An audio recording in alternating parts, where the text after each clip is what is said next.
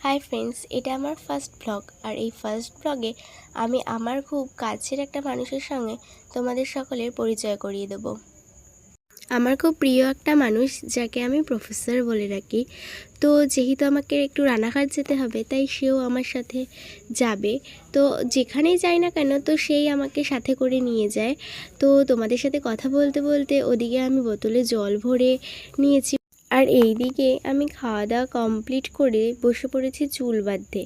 আর এই চুলগুলোও আছে, আমি যেই দিন কোথাও যাব বলে ঠিক করি, তো সেই দিন এই চুলগুলোও আমার সাথে ভ্যানতারামো লাগিয়ে দেয়। আমি কোনো রকম করেই চুলটাকে আমার পছন্দ মতনভাবে বাঁধতে পারছিলাম না। তো যাই হোক, কোনো রকমভাবে বেঁধে নিয়েছি চুলটা। তারপরে আমি একটুখানি টিপ আর হাতে একটা ঘড়ি পরে রেডি হয়ে নিয়েছি। আর ওইদিকে 4টে আমায় ট্রেন ধরতে হবে, তো আমার একটু লেটই হয়ে গেছিলো সেই দিন। তো আমি একদম পুরো রেডি হয়ে বাড়ি থেকে বেরিয়ে পড়েছি। আর আমি ওদিকে ভাবছিলাম যে হয়তো ও এইদিকে দাঁড়িয়ে আছে, কারণ যেহেতু আমি অনেকটাই লেট করে ফেলেছি।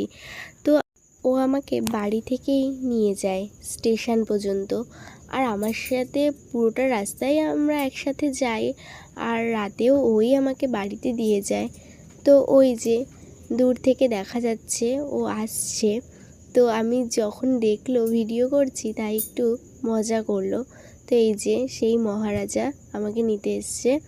তো আমি আমার ছোট্ট ব্যাগটা ওকে দিয়ে দিলাম, আর ও সেটাকে আবার ওর ব্যাগের মধ্যে ভরে নিল, কারণ আমি আবার এই ছোট্ট ব্যাগ বইতে পারি না, আমার খুব অস্বস্তিকর লাগে। তো তারপরে স্টেশনে পৌঁছে গেছি, আর আমি ওকে বললাম যে দেখ, রানাঘাট যাচ্ছি, আমাদের দুজনের জন্য টিকিটটা কেটে নে। তো তাই ও চলে গেছে টিকিট কাউন্টারে আমাদের দুজনের জন্য টিকিট কাটতে। তো এখানে টিকিট কাটা কমপ্লিট করে নেওয়ার পর আমি তো একটুখানি জায়গা খুঁজছিলাম যে কোথায় দাঁড়ানো যায়, আর কোন জায়গাটা দাঁড়ালে ভিড়টা একটু কম হবে, কারণ ভীষণ ভিড় হয়। তো যাই হোক, ট্রেন ঢুকে গেছে আর আমি ট্রেনে উঠেও পড়েছি।